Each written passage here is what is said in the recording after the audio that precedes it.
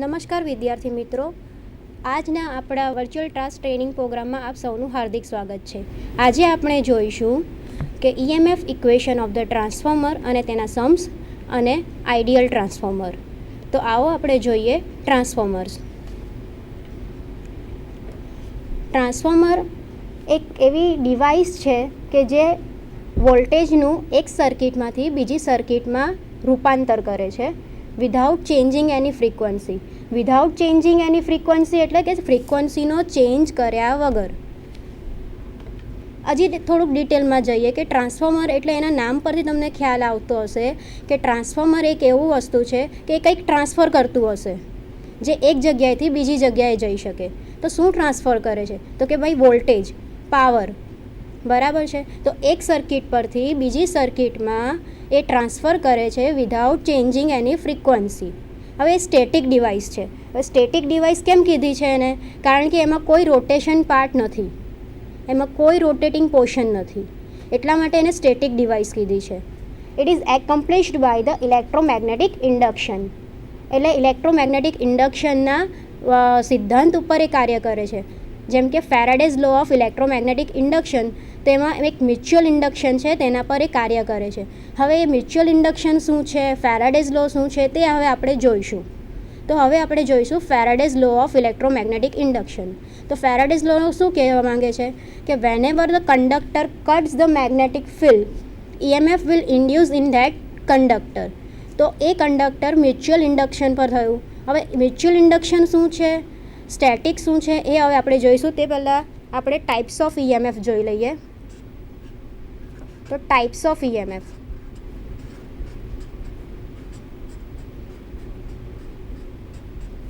Types of EMFમાં પહેલું આવે છે statically. Statically induce EMF.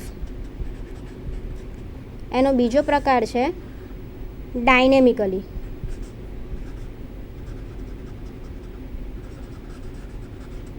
Induce EMF. Statically એટલે સ્થિર ઇન્ડ્યુસ EMF. અને આ ડાયનેમિકલી જેમાં ફરતો કંડક્ટર હશે, એ જે મોટે ભાગે મશીનમાં જે આ રોટર ભાગ હોય છે, રોટેશન પોર્શન હોય છે, તેની અંદર આ પ્રકારનું EMF ઇન્ડ્યુસ થાય છે. જ્યાં આગળ સ્ટેટિક હોય, જ્યાં સ્થિર પદાર્થ હોય, ત્યાં આ પ્રકારનો EMF ઇન્ડ્યુસ થાય છે. એના પાછા બે ભાગ છે કે ભાઈ self induce EMF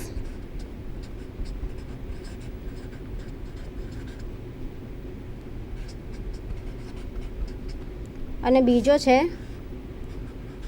mutual induce EMF.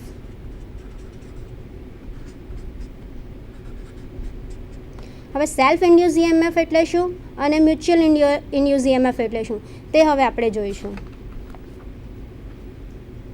તો હવે લખીએ છે સેલ્ફ ઇન્ડ્યુસ EMF. તો સેલ્ફ ઇન્ડ્યુસ EMFમાં ધારો કે આ કોઈ એક કોઇલ છે, એમાંથી હું કરંટ પસાર કરું છું. અહીંયા આગળ એક વોલ્ટેજ અપ્લાય કરી દઈએ, આ ફ્લક્સની લાઈન આપી દઈએ. એક કોઇલ લઈ લીધી, એમાં ફ્લક્સની લાઈન આપી દઈએ અને કરંટ પસાર કરું છું. સપોઝ આ મારી કોઇલ એ છે. સેલ્ફ પરથી જ ખ્યાલ આવી જાય છે. સેલ્ફ એટલે પોતાનું ઇન્ડ્યુસ EMF. હવે આ કોઇલ એ છે જેને પોતાનું ઇન્ડ્યુસ EMF આવશે. કઈ રીતે? તો ધારો કે હું આ કોઇલમાંથી કરંટ પસાર કરું છું, ઓલ્ટરનેટિંગ કરંટ પસાર થાય છે. ઓલ્ટરનેટિંગ કરંટ પસાર થવાને લઈને ઓલ્ટરનેટિંગ ફ્લક્સ પ્રોડ્યુસ થશે. ઓલ્ટરનેટિંગ ફ્લક્સ પ્રોડ્યુસ થશે તો આ જ કોઇલમાં, પોતાની જ કોઇલમાં EMF ઇન્ડ્યુસ કરવાના ગુણધર્મને શું કહેવાય છે? સેલ્ફ ઇન્ડ્યુસ EMF કહેવાય છે. બરાબર. હવે આપણે જોઈશું મ્યુચ્યુઅલ ઇન્ડ્યુસ EMF.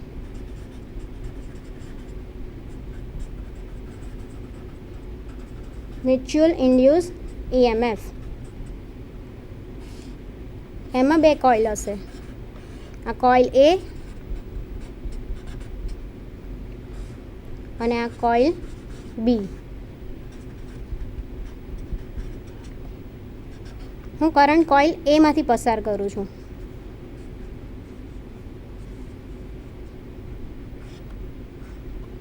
બરાબર છે. હવે કોઇલ એ છે અને કોઇલ બી છે. હવે હું કરંટ કોઇલ એમાંથી પસાર કરું છું તો ઓલ્ટરનેટિંગ ફ્લક્સ પ્રોડ્યુસ થશે. ઓલ્ટરનેટિંગ ફ્લક્સ પ્રોડ્યુસ થશે એ કોઇલ એની અંદર, પણ ઈએમએફ શેમાં ઇન્ડ્યુસ થશે? કોઇલ બીમાં. ઈએમએફ ઇન્ડ્યુસ શેમાં થશે? કોઇલ બીમાં. એનું કારણ શું છે? કે કારણ કે તમારું મ્યુચ્યુઅલ ઇન્ડક્શન અહીંયા થયું કે કોઇલ એમાંથી તમે કરંટ પસાર કર્યો અને ઈએમએફ ઇન્ડ્યુસ થયું એ કોઇલ બીમાં થયું. એને શું કહેવાય? Mutual induce EMF. આ પ્રકારે આ જ સિદ્ધાંત તમારો ટ્રાન્સફોર્મરમાં ઉપયોગમાં લેવાય છે. હવે ટ્રાન્સફોર્મરનો સિદ્ધાંત જોઈશું. ટ્રાન્સફોર્મરનો સિમ્બોલ શું છે?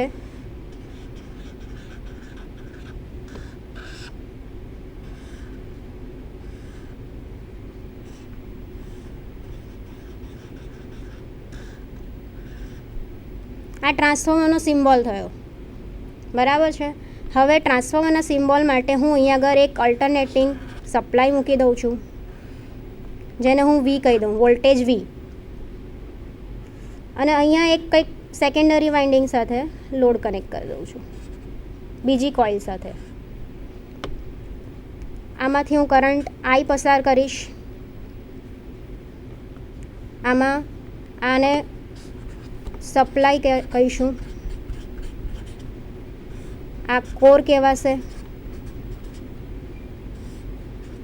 અને પ્રાઇમરી વાઇન્ડિંગ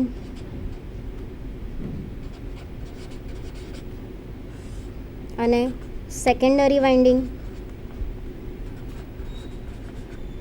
અને આ તમારો થયો લોડ.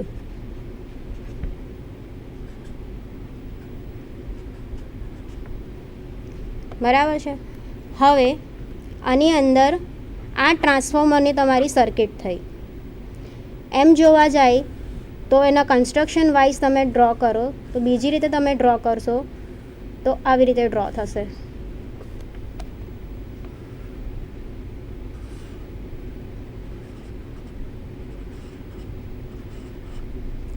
આપ તમારી પ્રાઇમરી વાઇન્ડિંગ સાથે સપ્લાય કનેક્ટ કરી દીધો.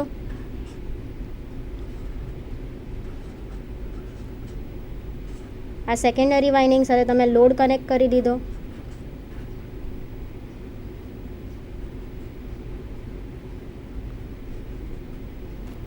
હવે હું તમને ટ્રાન્સફોર્મરનો સિદ્ધાંત શું છે તે હવે આપણે જોઈશું. કે જ્યારે પણ ઓલ્ટરનેટિંગ સપ્લાય આપવામાં આવે છે ટ્રાન્સફોર્મરના કોરને, જ્યારે પણ તમે ઓલ્ટરનેટિંગ સપ્લાય આપો છો ત્યારે શું થશે? ઓલ્ટરનેટિંગ સપ્લાય હોવાને લઈને ઓલ્ટરનેટિંગ ફ્લક્સ પ્રોડ્યુસ થાય અને ઓલ્ટરનેટિંગ ફ્લક્સ પ્રોડ્યુસ થવાને લઈને ઈએમએફ ઇન્ડ્યુસ થશે, જેમાં સેકન્ડરીમાં થશે. આ કોર એક જ છે અને પણ વાઇન્ડિંગ તમારા બે અલગ અલગ છે. આ પ્રાઇમરી વાઇન્ડિંગ છે, આ સેકન્ડરી વાઇન્ડિંગ છે. એટલા માટે જ ટ્રાન્સફોર્મરના એવું કહેવાય છે કે આ ટ્રાન્સફોર્મર મેગ્નેટિકલી કપલ છે પણ ઇલેક્ટ્રિકલી સેપરેટેડ છે, ઇલેક્ટ્રિકલી અલગ અલગ છે. કેમ એવું? કારણ કે પ્રાઇમરી સાઈડ આપણે વોલ્ટેજ કનેક્ટ કર્યો છે અને સેકન્ડરી સાઈડ આપણે લોડ કનેક્ટ કર્યો છે. એટલા માટે ઇલેક્ટ્રિકલી સેપરેટેડ કહેવાશે અને મેગ્નેટિકલી કપલ કહેવાશે. એ જ પ્રમાણે હું તમને અહીંયા જોશો તો તમને ખ્યાલ આવશે કે ભાઈ અહીંયા તમે કરંટ પસાર કરો છો તો આમાં કઈ રીતે તમારો ઈએમએફ ઇન્ડ્યુસ થાય છે. પણ મિત્રો તમે અહીંયા જુઓ કે અહીંયા કોર આપેલો છે તમારો. આ બે દાંડાનો મિનિંગ એવો નથી કે આ કશું જ નથી. આનો મિનિંગ એમ થાય કે આ કોર છે. કોર એટલે કે મ્યુચ્યુઅલી કપલ્ડ છે બંને વાઇન્ડિંગ. આ બંને લાઇનનો મિનિંગ શું કહેવાય છે? કે બંને મ્યુચ્યુઅલી કપલ્ડ છે. એટલે આની અંદર હું તમારો કરંટ પસાર કરું છું, ફ્લક્સ પ્રોડ્યુસ થાય છે, જ્યારે સેકન્ડરીમાં તમારો ઈએમએફ ઇન્ડ્યુસ થાય છે. આ તમારો ટ્રાન્સફોર્મરનો સિદ્ધાંત થયો. એટલે શું થયું કે આ પ્રાઇમરી સાઈડ તમારું શું થયું? વોલ્ટેજ કનેક્ટ કર્યો અને સેકન્ડરી સાઈડ તમારો લોડ કનેક્ટ કર્યો. એટલે એવું કહેવાય કે ભાઈ ઇલેક્ટ્રિકલી સેપરેટેડ છે પણ મેગ્નેટિકલી કપલ્ડ છે. હવે સમજાઈ ગયું હશે તમને. હવે આપણે જોઈશું કે ટ્રાન્સફોર્મરના ટાઈપ્સ. તો કન્સ્ટ્રક્શન વાઇઝ જોવા જઈએ તો ટ્રાન્સફોર્મરના બે ટાઈપ છે. એક શેલ ટાઈપ છે ને બીજો કોર ટાઈપ છે. તો પહેલાં આપણે જોઈશું કે શેલ ટાઈપ. શેલ ટાઈપની અંદર તમે જોશો કે ભાઈ અહીંયા આગળ એચવી વાઇન્ડિંગ આપેલું છે.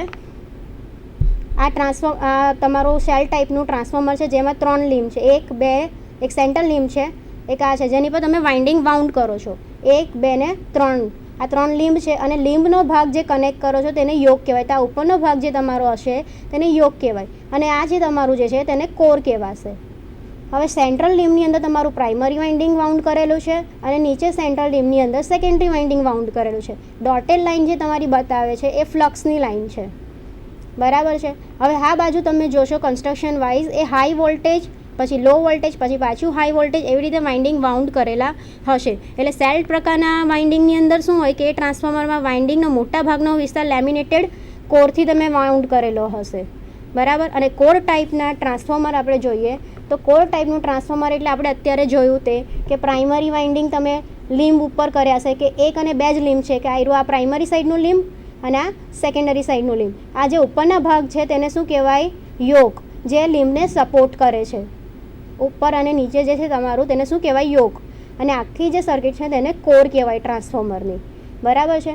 આ પ્રાઇમરી વાઇન્ડિંગ છે તેના નંબર ઓફ ટર્ન્સ એટલે N1 કહેવાય, ગૂંચડાના આટા એટલે N1, અને સેકન્ડરી સાઈડના નંબર ઓફ ટર્ન્સ એટલે N2 કહેવાય, બરાબર.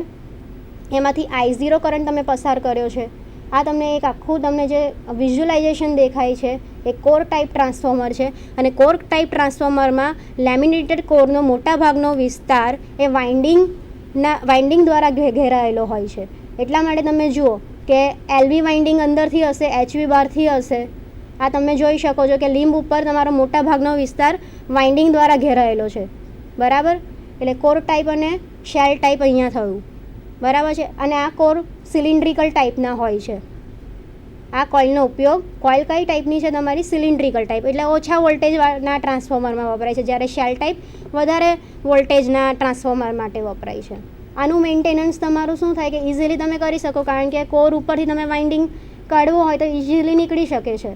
જ્યારે શેલ ટાઈપની અંદર મેન્ટેનન્સ વધારે આપવું પડે, કારણ કે તે કોરની અંદર તમારા વાઇન્ડિંગ હોય છે એટલે તમને કાઢતા સરળતા ના પડે, એટલા માટે આનું મેન્ટેનન્સ વધારે પડે. હવે સિંગલ ફેઝ ટ્રાન્સફોર્મર કંઈક આ પ્રકારનું હોય છે, જેમાં બે વાઇન્ડિંગ છે તમારા, પ્રાઇમરી અને સેકન્ડરી. પ્રાઇમરી એટલે વાઇન્ડિંગમાં E1 એટલે પોતાનું EMF ઇન્ડ્યુસ થાય છે, તેને E1 કીધો છે. અને સેકન્ડરી વાઇન્ડિંગની અંદર તમારો E2 ઇન્ડ્યુસ થાય છે, તેને E2 થી દર્શાવ્યું છે. EMF બીજો પોતાનો થાય છે એટલે E2 દર્શાવ્યું છે. એટલે સિંગલ ફેઝ ટ્રાન્સફોર્મર છે. 2 અને more winding couple by the common magnetic field. હવે આપણે EMF equation of the transformer શું છે તે આપણે જોઈશું.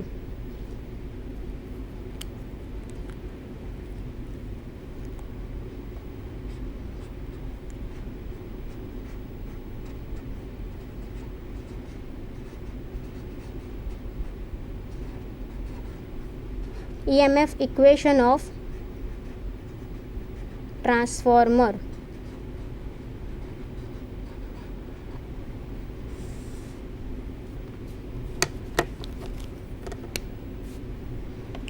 આ ટ્રાન્સફોર્મરની અંદર આપણે ઓલ્ટરનેટિંગ સપ્લાય લઈ લઈએ, કારણ કે આપણે AC સપ્લાય જ આપવાનો છે. અહીંયા હું એને ફાઈ કહી દઉં વાય એક્સિસ પર, અને એક્સ એક્સિસ પર T ઇઝ ઇક્વલ ટુ આખો ટાઈમ પીરિયડ લઈ લઈએ આપણે.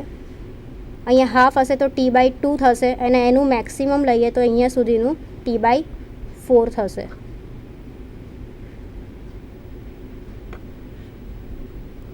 અને આ મેક્સિમમ ફ્લક્સ થશે તમારું અહીંયા, કારણ કે પીક વેલ્યુ લીધી છે.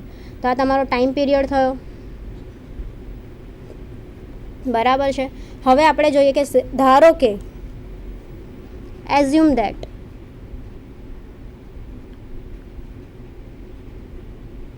કે તમારું N1 છે એ પ્રાઇમરી વાઇન્ડિંગના ટર્ન્સ છે,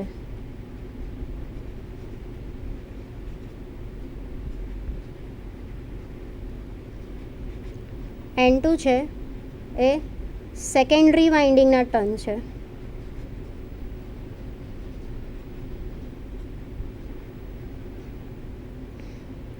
φm છે તો એ ફ્લક્સ પ્રોડ્યુસ થાય છે કોરમાં તે.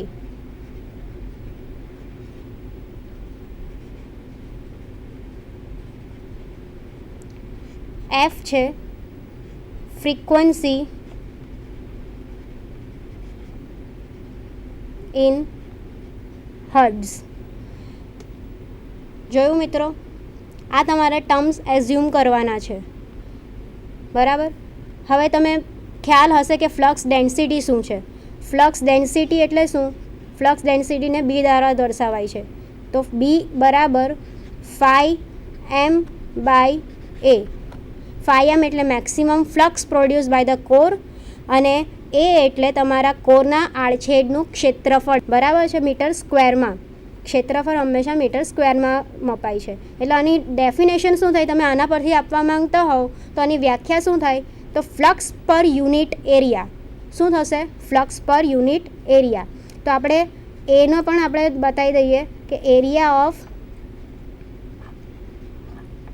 The core in metre square, બરાબર છે. હવે આપણે જોઈશું કે અલ્ટરનેટિંગ ફ્લક્સ.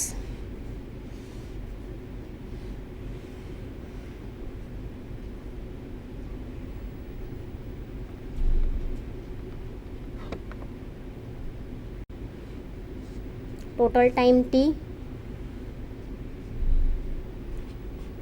આ ફાઈ એમ, અહીંયા આગળ ફાઈ. હવે તમને ખ્યાલ છે ત્યાં સુધી કે જ્યારે ટ્રાન્સફોર્મરને આપણે અલ્ટરનેટિંગ સપ્લાય આપીએ છીએ ત્યારે અલ્ટરનેટિંગ ફ્લક્સ પ્રોડ્યુસ થશે, અને અલ્ટરનેટિંગ ફ્લક્સ પ્રોડ્યુસ થશે તેનું ઈએમએફ કેવું હશે તેનું ઇક્વેશન આપણે જોવાનું છે. તો હવે કોરમાં ઉત્પન્ન થતા ઓલ્ટરનેટિંગ ફ્લક્સને આપણે સાઇન વેવ દ્વારા દર્શાવેલું છે, બરાબર. એટલે હવે આપણે Faraday's law of electromagnetic induction પ્રમાણે શું જોઈશું કે વોલ્ટેજની સરેરાશ કિંમત. તો વોલ્ટેજની સરેરાશ કિંમત આપણે જોઈએ તો E ઇઝ ઇક્વલ ટુ શું થશે? D phi by DT according to શું થશે? આ Faraday's law of electromagnetic induction.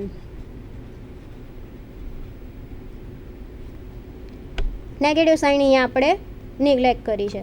તો હવે ડી ફાઈ એટલે શું થયું? ફ્લક્સમાં થતો ફેરફાર. હવે ફ્લક્સમાં થતો ફેરફાર એટલે કયો ફેરફાર? તો આપણે અહીંયા શૂન્યથી ચાલુ કરીએ તો ઇનિશિયલ મારું ફ્લક્સ કેટલું હશે? ડી ફાઈનો મિનિંગ શું થયું? Phi two minus phi one, બરાબર. ટીનો મિનિંગ શું થયો? T two minus T one. સમયનો ફેરફાર અને ફ્લક્સનો ફેરફાર, બરાબર. તો હવે મારું અહીંયાથી શું કરું છું? ઇનિશિયલ ફ્લક્સ મારું શું થશે? Phi one. તો ઇનિશિયલ ફ્લક્સ ફાઈ વન મારું શું છે? શૂન્ય છે. અને ફાઇનલ મારું ફ્લક્સ કેટલું છે? તો કે ભાઈ મેક્સિમમ ફ્લક્સ, તો કે ભાઈ ફાઈ એમ એ મારું ફાઇનલ ફ્લક્સ થયું.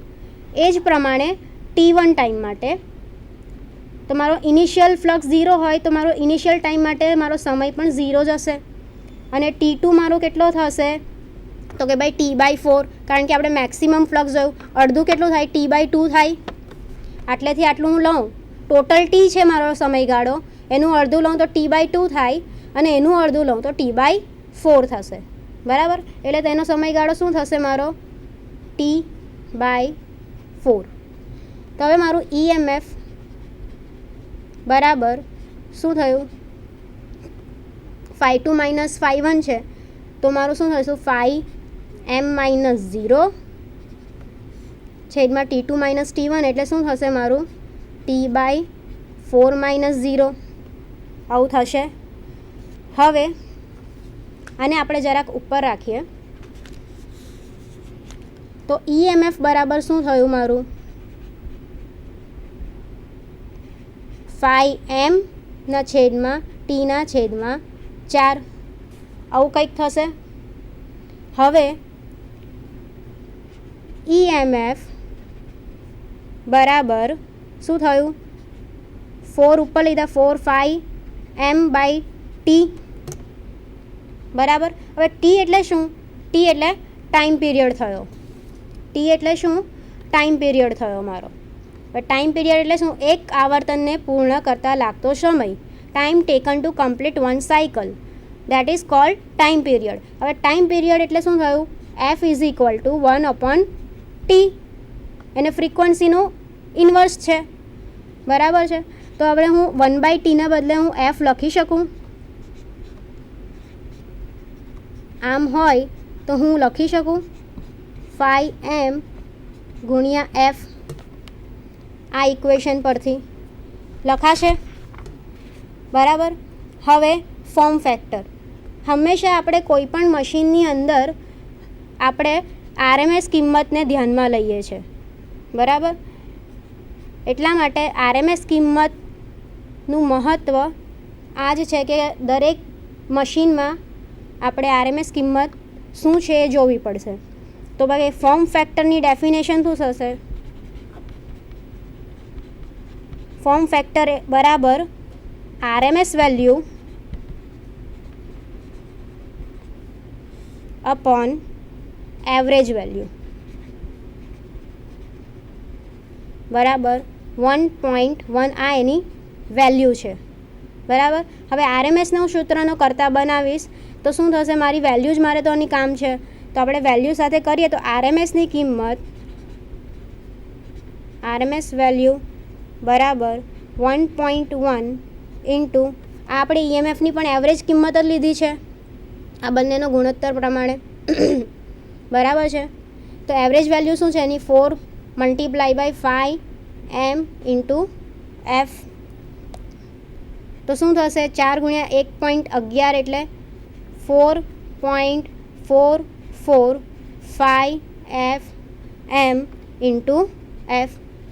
that is my EMF equation of transformer. આ શું થયું? મારું EMF equation of the transformer થયું. હવે આની અંદર હું વાઇન્ડિંગના પ્રાઇમરી વાઇન્ડિંગના N1 આટા લઉં, પ્રાઇમરી વાઇન્ડિંગના N1 આટા લઉં, બરાબર. અને ફ્લક્સ ડેન્સિટી બી લઉં, અને અથવા ફ્લક્સ ફાઈએમને બદલે હું એનું સૂત્ર મૂકી દઉં 4.44 5FM એટલે શું થશે? બી બરાબર શું થયું? 5M છેદમાં એ છે, તો હું શું કરીશ? 5M બદલે બી ગુણ્યા એ લખી શકું. અહીંયા આવું લખાય. અને પ્રાઇમરી વાઇન્ડિંગના ટર્ન્સ N1, તો આ તમારું બીજું એક ફોર્મ્યુલા તમને મળી 4.44 બી ઇન્ટુ આડછેદનું ક્ષેત્રફળ કોનું? તો ભાઈ કોરનું, ફ્રીક્વન્સી એફ અને પ્રાઇમરી વાઇન્ડિંગના નંબર ઓફ ટર્ન્સ એટલે N1. એ જ પ્રમાણે તમે N2 માટે પણ લઈ શકો છો કે ભાઈ EMF ઇક્વેશન બરાબર શું થશે તમારું?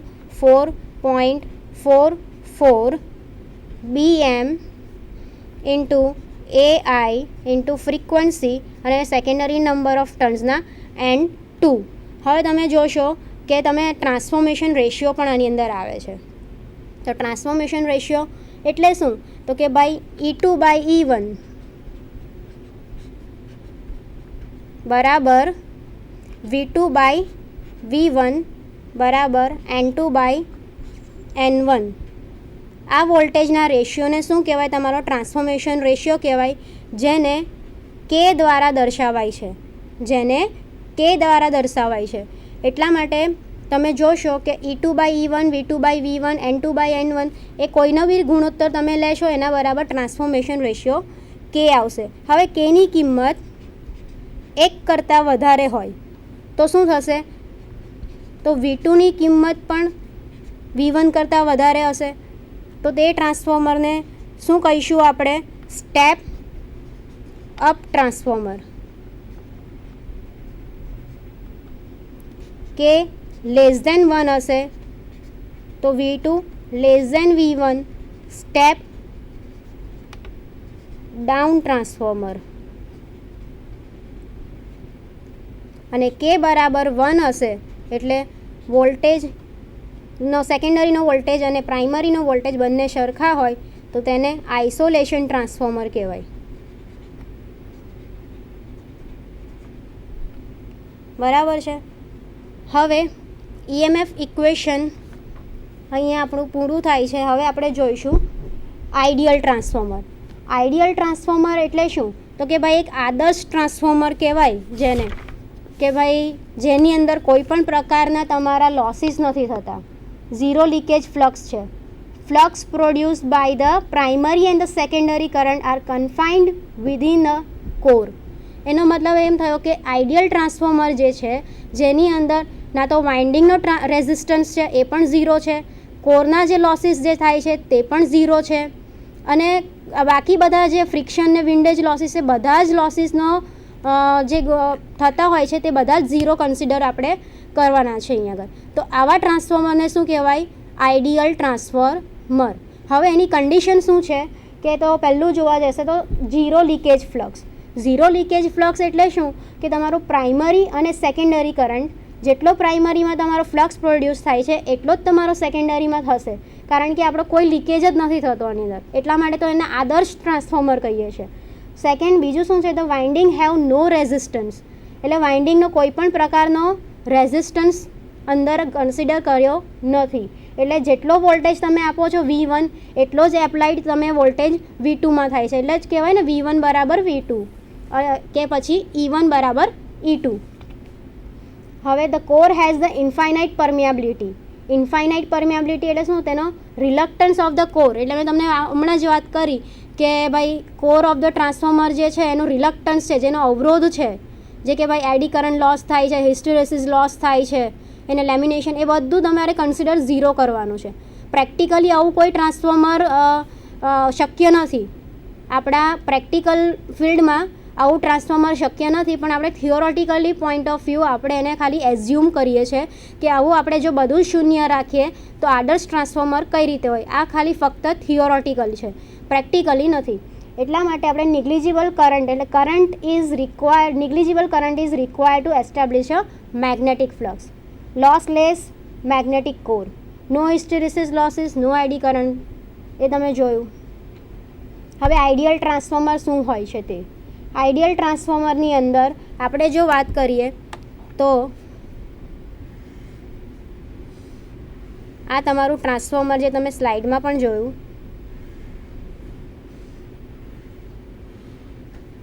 જેના નંબર ઓફ ટર્ન્સ છે પ્રાઇમરી વાઇન્ડિંગના,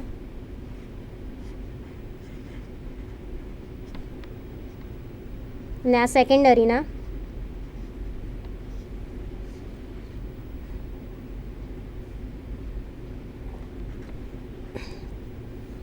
I1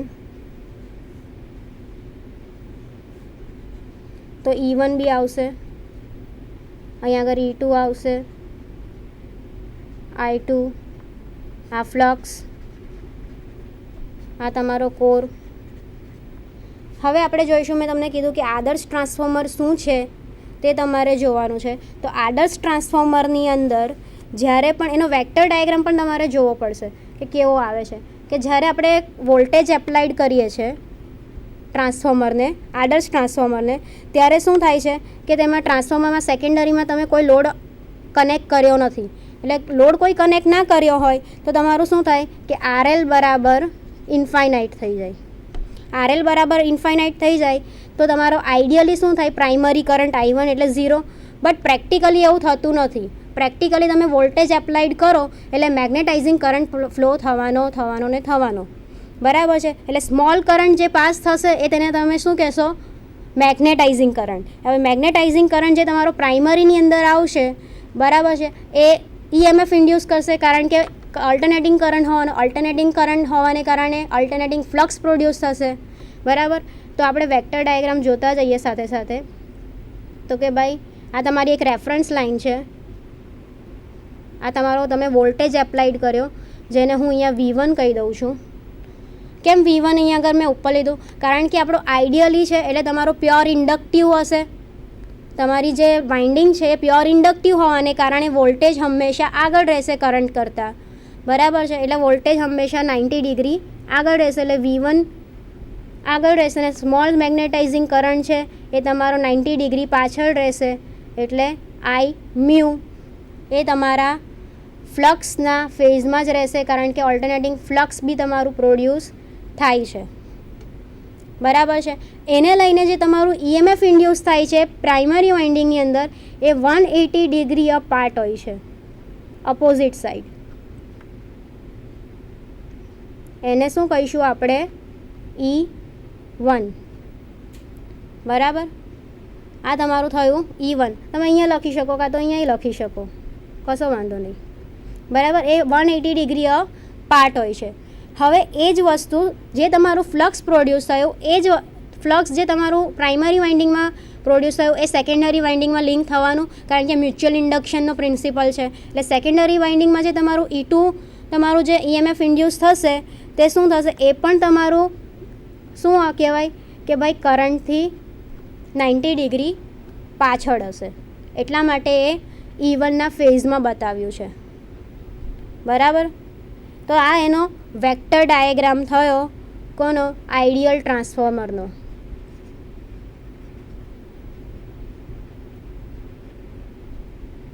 તો આ પ્રકારે તમે સમજી શકો છો કે તમને અહીંયા આગળ ટર્મ્સ લખેલી છે કે V1 સપ્લાય વોલ્ટેજ છે, V2 આઉટપુટ વોલ્ટેજ છે, IM મેગ્નેટાઇઝિંગ કરંટ છે. IM મેગ્નેટાઇઝિંગ કરંટ પણ લઈ શકો અને I મ્યુ પણ લખી શકો. તમે અહીંયા સ્લાઇડમાં પણ જોઈ શકો છો પ્રેઝન્ટેશનમાં. જે તમને પ્યોરલી રિએક્ટિવ મેં તમને કીધું છે, તો magnetising current lags behind the primary induce voltage by 90 degree, જે તમે અહીંયા જોયું આ ડાયાગ્રામની અંદર, lags behind the 90 degree. Current જે તમારો I1 હતો તે મેગ્નેટાઇઝિંગ કરંટ બની ગયો, કારણ કે સ્મોલ કરંટ અંદરથી પાસ થશે, અને V1 leads by the 90 degree અને E1 90 ડિગ્રી લેગ કરે છે. તે જ પ્રમાણે એટલે આ સાઇનુસોઇડલ વેવફોર્મ તમારું પાસ થાય એ તમે જોયું, એને કારણે શું થયું તમારું E1 is equal to minus V1. એટલે શું કે ભાઈ તમે જે અહીંયા વોલ્ટેજ એપ્લાઇડ કર્યો હતો 90 જે VM સાઇન ઓમેગા ટી જેટલો, તે તમે 180 ડિગ્રી અપાર્ટ આવ્યો એટલે માઇનસની સાઇન બતાડી છે. ને E2 બરાબર V2 એના ફેઝમાં જ છે. બરાબર છે. The magnitude of E1 અને E2 are proportional to the number of turns N1 અને N2. આ EMF કેટલું ઇન્ડ્યુસ થાય છે તે શાના પર આધાર રાખે છે, તો કે ભાઈ આ નંબર ઓફ ટર્ન્સ તમારા કેટલા વાઉન્ડ કરેલા છે પ્રાઇમરી પર અને સેકન્ડરી પર, એના પર આધાર રાખે છે. કારણ કે પ્રાઇમરીના નંબર ઓફ ટર્ન્સ વધારે હોય તો E1 વધારે હોય, N2ના જો વધારે હોય તો N2નું EMF વધારે હોય, એટલે એના પ્રપોઝનલમાં છે. આઈડિયલ ટ્રાન્સફોર્મર એ તમે વાત કરી આપણે કે નંબર ઓફ ટર્ન્સ એના પર ડિપેન્ડ કરે છે. હવે આપણે દાખલા જોઈશું કે EMFના દાખલા, EMF ઇક્વેશન જે આપણે સૂત્ર તારવ્યું તેના દાખલા જોઈશું. તો પહેલો દાખલો શું કહેવા માંગે છે, estimate the number of turns primary અને secondary winding of single phase 50 hertz transformer with maximum value of 0.05 weber and voltage ratio of 11,000 volt and 110 volt. તો એસ્ટિમેટ શું કરવાનું છે, number of turns of primary and secondary winding of single phase transformer. તો હવે શું લખીશું આપણે, given data. તો ગિવન ડેટાની અંદર તમને E1 આપી દીધું છે, રકમમાં જુઓ શું લખેલું છે, 11,000 વોલ્ટ આપેલું છે, આવી રીતે આપ્યું હશે 11,000/110. આનો મિનિંગ શું થયો કે તમારું આ E1 છે અને આ E2 છે. તો E1 એટલે શું થયું 11,000 વોલ્ટ થયો, E2 એટલે શું થયું તમારું 110 વોલ્ટ. બરાબર. F એટલે 50 હર્ટ્ઝ. તમને ફ્લક્સ આપી દીધું છે, આમાં ફ્લક્સ આપી દીધું છે તમને 0.05 વેબર. વેબર એ એનો એકમ છે ફ્લક્સનો. બરાબર. અને તમારે ફાઇન્ડ આઉટ શું કરવાનું છે, તો કે ભાઈ સેકન્ડરીના જે તમારે નંબર ઓફ ટર્ન્સ છે એ શોધવા પડશે, પછી તમને પ્રાઇમરીના નંબર ઓફ ટર્ન્સ મળશે, કારણ કે તમને E2 અને E1 બંને આપી દીધા છે. N1 શોધવાનું છે, N2 શોધવાનું છે. Estimate the number of turns of primary and the secondary winding, બંનેના પ્રાઇમરી અને સેકન્ડરી વાઇન્ડિંગના નંબર્સ તમારે શોધવાના છે. તો આપણે EMF ઇક્વેશન મૂકી દઈએ, 4.44 5F ઇન્ટુ N2. આપણે પહેલાં E2 લઈએ તો N2 મળી જશે તમને, એટલે 4.44 ઇન્ટુ 5FM ઇન્ટુ N2. તો E2 તમને 110 આપેલા છે, 4.44 5FM એટલે શું થયું તમારું 0.05, ફ્રીક્વન્સી 50 હર્ટ્ઝ આપેલી છે, અને N2 તમારે શોધવાનો છે. તો શું થશે, N2 બરાબર 9.9 ટન્સ આવશે. તમે આનું સાદું રૂપ આપો તો N2 બરાબર 9.9 તમારા ટન્સ આવશે એટલે તમે એપ્રોક્સિમેટલી 10 લઈ શકો છો.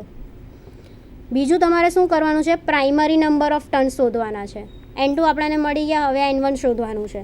તો N1 માટે આપણે ટ્રાન્સફોર્મેશન રેશિયોનું ફોર્મ્યુલા મૂકીએ તો E1 અપોન E2 બરાબર N1 અપોન N2. આ તમારું સૂત્ર છે ટ્રાન્સફોર્મેશન રેશિયોનું. તમારી પાસે N2 છે, E1 છે, E2 છે, તો તમે આ શોધી શકો. તો હવે આપણે ફોર્મ્યુલા મૂકીએ, ફોર્મ્યુલામાં વેલ્યુ પુટ કરીએ તો N1 બરાબર 11,000 divided by 110 voltage multiply by 9.9. તો તમારું આનું સમીકરણનું સાદુરૂપ તમે કેલ્ક્યુલેટર પર આપો તો શું આવશે, 990 tons.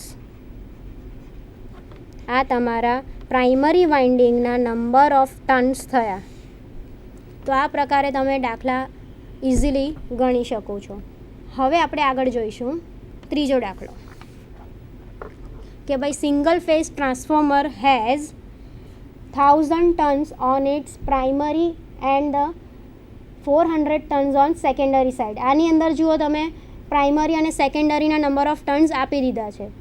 And AC voltage of 1250 voltage 50 hertz is applied to primary side. AC voltage તમે કેટલા એપ્લાઇડ કર્યા છે, 1250 વોલ્ટ પ્રાઇમરી સાઇડ તમે અપ્લાઇડ કર્યા વિથ સેકન્ડરી ઓપન સર્કિટેડ. આ પ્રાઇમરી સાઇડ આટલા એપ્લાય કર્યા છે અને સેકન્ડરી સાઇડ તમે ઓપન રાખી છે, બરાબર. તો ફાઇન્ડ, પહેલું શું શોધવાનું છે તમારે, the MMF on the secondary side. બીજું શું શોધવાનું છે, the peak value of the flux density. Peak value of the flux density એટલે ફ્લક્સ ડેન્સિટી બી શોધવાનું છે. અને area of the core as a 60 centimeter square એ તમને આપી દીધું છે. તો હવે આપણે લખીશું ગીવન ડેટા.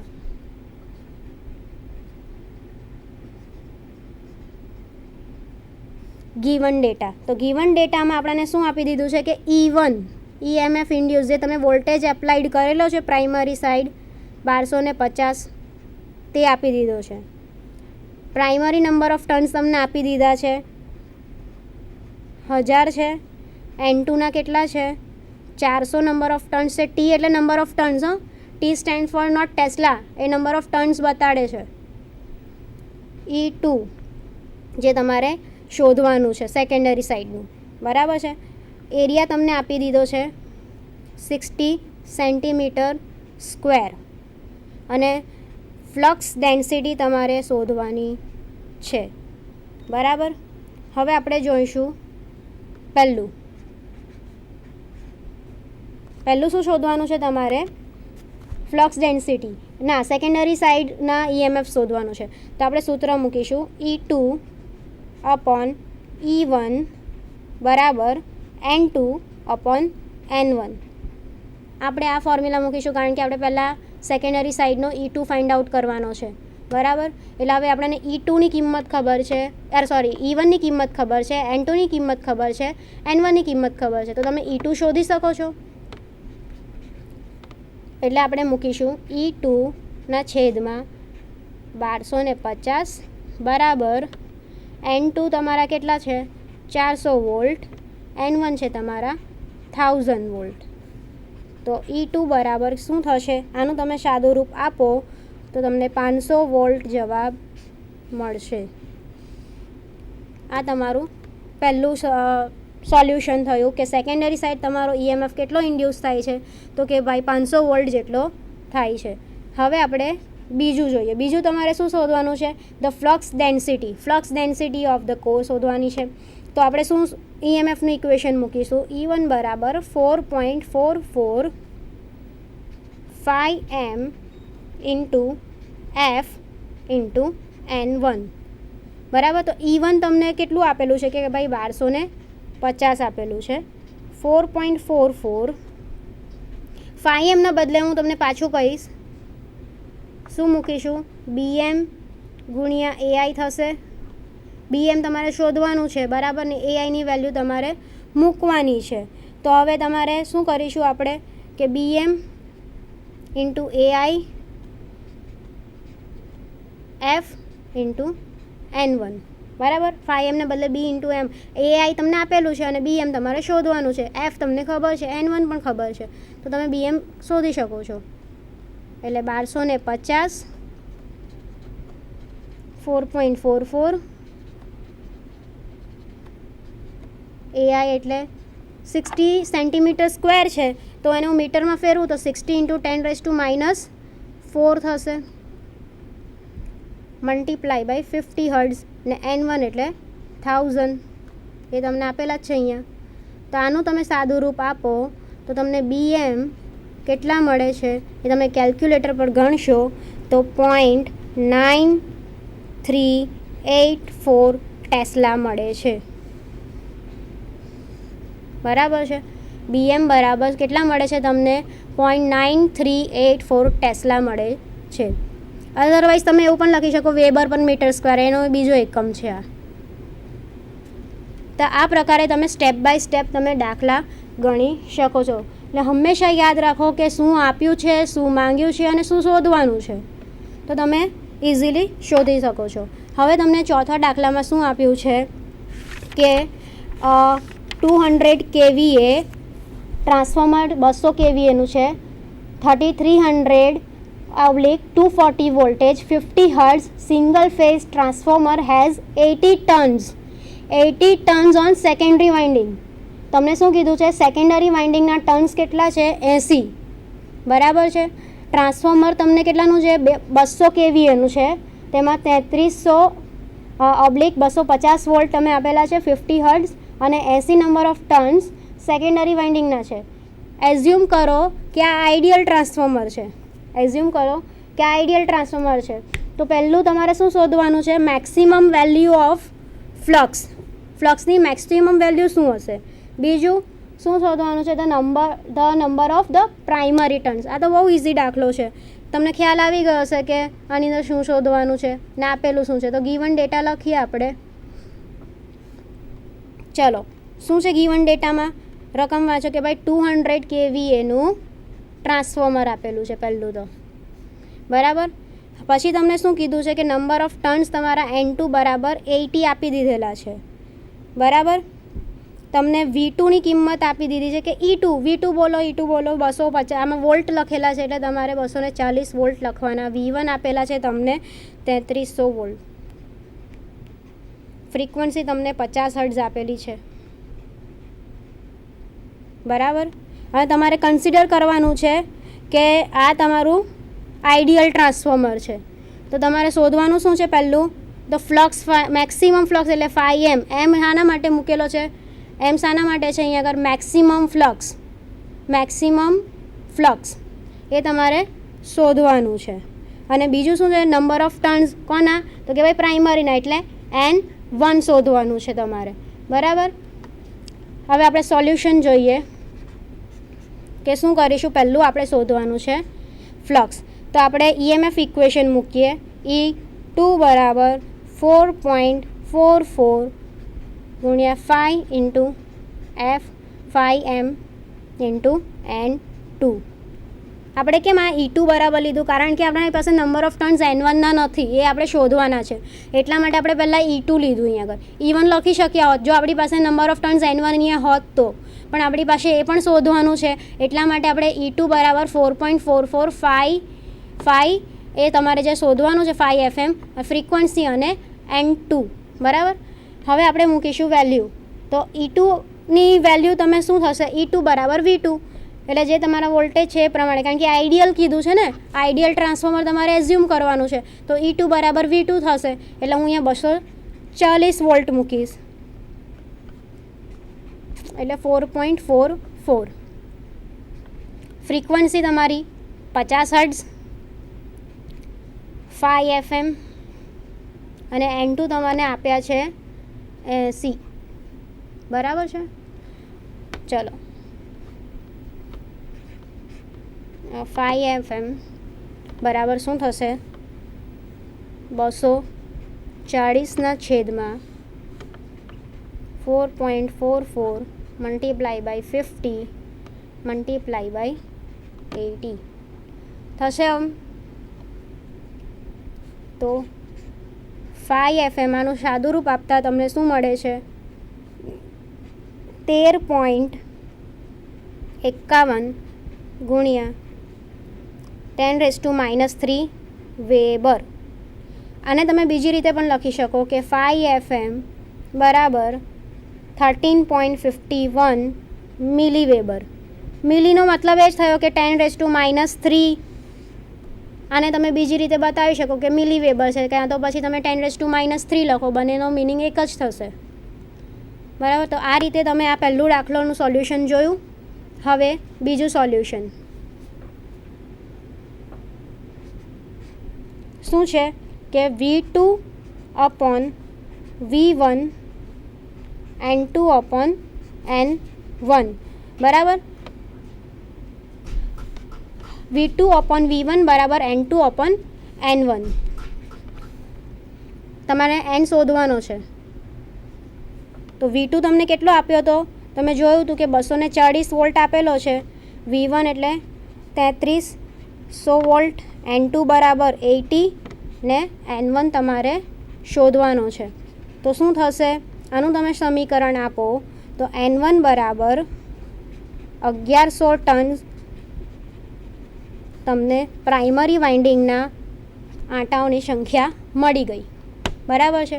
હવે આપણે છેલ્લો દાખલો જોઈશું કે single phase core type transformer. Core type transformer કીધું છે, 50 હર્ટ્ઝ છે, ક્રોસ સેક્શનલ એરિયા આપી દીધો છે 360 × 10⁻⁴ મીટર સ્ક્વેર.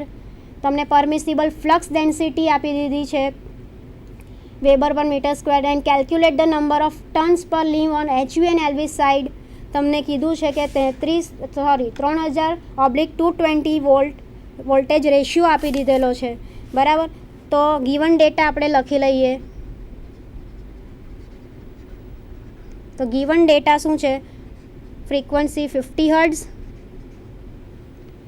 E1 બરાબર 3000 વોલ્ટ, ફ્લક્સ ડેન્સિટી આપી દીધી છે 1.0 વેબર પર મીટર સ્ક્વેર. બરાબર, તમને ક્રોસ સેક્શનલ એરિયા આપી દીધો છે જે તમારો 360 × 10⁻⁴ થશે. N1 તમારે શોધવાનું છે. V2 તમને 220 આપી દીધા છે અને N2 પાછા તમારે શોધવાના છે. બરાબર, હવે તમારે શું મૂકવું પડશે? EMF ઇક્વેશન મૂકવું પડશે. તો કે ભાઈ E1 બરાબર શું થશે? 4.44 F. હવે 5 FM ને બદલે હું ડાયરેક્ટ BM × AI લખી શકું છું. એ તમને ખ્યાલ આવી ગયો હશે. N1 બરાબર. હવે વેલ્યુ પુટ કરીશ. 4.44. ફ્રીક્વન્સી તમારી 50 હર્ટ્ઝ છે. ફ્લક્સ ડેન્સિટી તમને 1 વેબર પર મીટર સ્ક્વેર આપેલી છે. AI તમને 360 × 10⁻⁴ આપેલા છે અને તમારે N1 શોધવાનો છે. અને E1 ની વેલ્યુ તમને આપેલી છે 3000. બરાબર, 3000 વોલ્ટ આપેલું છે. તો તમે આનું સૂત્રનું સમીકરણ લાવો તો તમને N1 ની કિંમત કંઈક 375 ટન્સ મળશે પ્રાઇમરી વાઇન્ડિંગની. આ તમારું પહેલું સોલ્યુશન થયું. બીજું સોલ્યુશનમાં તમને શું કીધું છે કે તમારે N2 પણ શોધવાના છે સેકન્ડરી સાઈડના. બરાબર, તો તમને V2/V1 બરાબર N2/N1 એ તમારો ટ્રાન્સફોર્મેશન રેશિયો થયો. તો 220 વોલ્ટ તમારા V1 તમારા થશે 3000 બરાબર. N2 તમારે શોધવાના છે ને N1 આપણે અત્યારે શોધ્યા. તો શું થશે? આનું સાદુરૂપ આપો તો N2 બરાબર તમને 17 ટન મળે છે. એટલે પ્રાઇમરી વાઇન્ડિંગના ટર્ન્સ કમ્પેર ટુ સેકન્ડરી વાઇન્ડિંગના ટર્ન્સ, એટલે N1ના પ્રાઇમરી વાઇન્ડિંગના ટર્ન્સ તમારા વધારે છે અને સેકન્ડરી વાઇન્ડિંગના નંબર ઓફ ટર્ન્સ ઓછા છે. બરાબર, એટલે આ પ્રકારે તમે દાખલાઓ ગણી શકો છો. સ્ટેપ બાય સ્ટેપ તમને સૂત્ર ખ્યાલ હોય, તમને બધા દાખલા ખ્યાલ હોય, ટર્મ્સ ખબર હોય, ગિવન ડેટા લખેલા હોય, શું આપ્યું છે, શું શોધવાનું છે એવું ખબર હોય તો તમે સરળતાથી દાખલા ગણી શકો છો. તમે આજે આપણે જોયું કે EMF ઇક્વેશન કઈ રીતે ડિરાઈવ થાય અને તેના દાખલા પણ જોયા. Thank you.